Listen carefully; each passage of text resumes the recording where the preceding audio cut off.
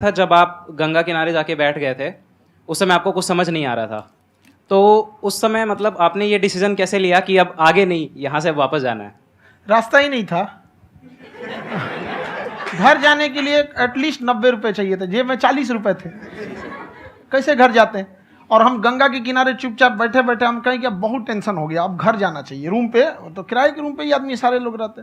गए वहाँ पे तो रूम लॉक हो गया था। तुम खटखटाए तो ऊपर से गुस्सा से बोले जो ऑनर थे, क्या टाइम हो गया है? तुम कहीं 9-10 बज रहा होगा। घड़ी देखिए तो 2 बज रहा था रात का, 2-2:30 बज गया था वहाँ। टेंशन में आप तो होता है, कई बार ऐसा समय आएगा कि लगेगा जैसे अब कुछ नहीं हो सकता है। तो इससे घबराना नहीं है। कभी कभी गुच्छे की आखिरी चाबी भी ताला खोल देती है।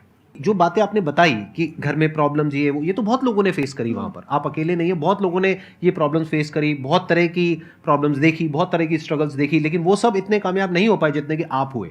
तो आपके अंदर ऐसा कुछ ना कुछ है जो औरों के अंदर नहीं है। तो वो मैं जानना चाह रहा हूं कि वो ऐसा क्या था जहां से कि आपका दिमाग यहां तक सोच पा रहा है कि मैं पूरे इंडिया में इतने बड़े लेवल का चेंज लेकर के आ सकता हूं, एजुकेशन फील्ड में रेवोल्यूशन लेकर के आ सकता हूं। ये सोचना ही बहुत लोगों के बस का नहीं है। मेरी एक खुद की थिंकिंग, अगर हमको कोई 100 रुपए किसी काम के लिए दिया, हम सबसे यही कहते हैं, तो हम कोशिश करते हैं उसे 200 का रिटर्न दे। अगर कोई हमसे 200 रुपया फीस दे रहा है, 250 दे रहा है, तो हम उसको ये कोशिश करते हैं कि तुम्हें ऐसा लगे कि नहीं भैया हमने 10-20 हज़ार का पढ़ लिया यहाँ पर।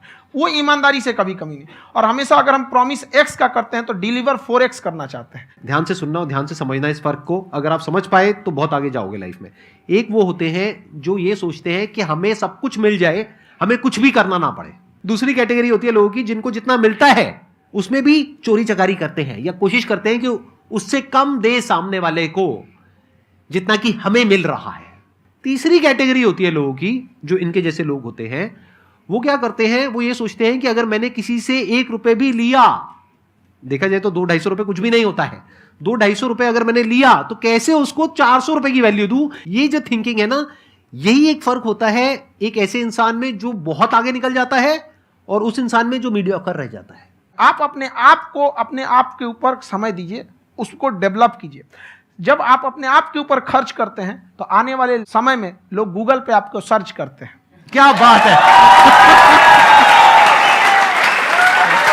सर, ये आपने अभी बनाया है या ये कोई पुराना आपका वो है? बनते रहता है इसे, फ्लो में बन जाता है। आपके अंदर ना सर एक कवि छुपा हुआ है कहीं ना कहीं जो बाहर आना चाहता है। कभी ना कभी आपने सोचा होगा कुछ? हाँ, कभी कभी देखिए, एक चीज है, संगत का बहुत अच्छा असर पड़ता है। ये चीज को हमेशा, संगति का मतलब लोग हल्के में ले लेते हैं।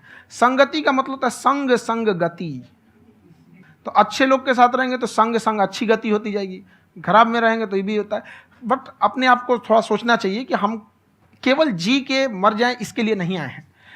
लोग कहते हैं कि सर नाम क्यों नहीं बताते अपना। हमारी एक ही सोच है कि जाने के बाद इस दुनिया से हमको मतलब एक चीज देना चाहते हैं स्टूडेंट्स को, कि वो याद करें कि इस पैसे की भाग दौड़ की दुनिया में हर कोई दोनों हाथ से लूटने में लगा है, खाली हाथ जाने के लिए ये सबको लगा है। तो हर कोई को ये सोचना चाहिए कि था कोई इंसान जो इतने कम फीस में इतनी शिक्षा जो महंगी थी, जो कमाने का रास्ता था, उसको भी एकदम कंपटीशन इतना कर दिया कि अब लोगों को अपनी फीस बढ़ाने में डर लगता है कि अरे यार, लड़का कमेंट करता है कि खान सर इतना ले रहे हैं, आप बहुत बड़ा टीचर हो गए।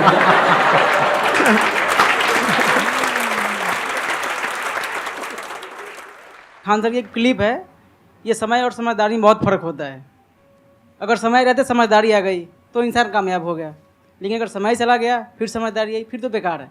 तो सर मतलब कुछ आपको ऐसी चीज़ लाना चाहिए जो मतलब बच्चों जो तैयार हो रहे हैं उनको ये चीज़ें मतलब एंड टाइम पर दिखे। समझ रहे आप मेरी बात? नहीं समझ?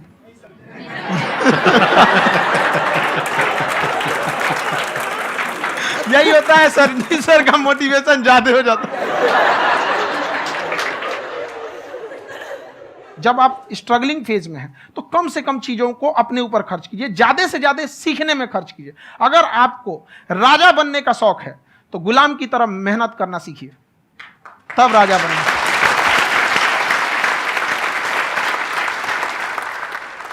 ये दुख, ये दर्द, ये सब तेरे अंदर है। तू अपने बनाए इस पिंजड़े से बाहर निकल के देख, तू अपने आप में एक सिकंदर है।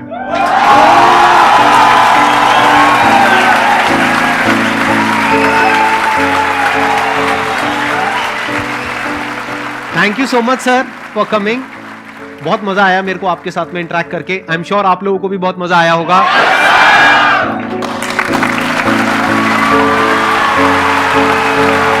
थैंक यू सो मच जी, थैंक यू।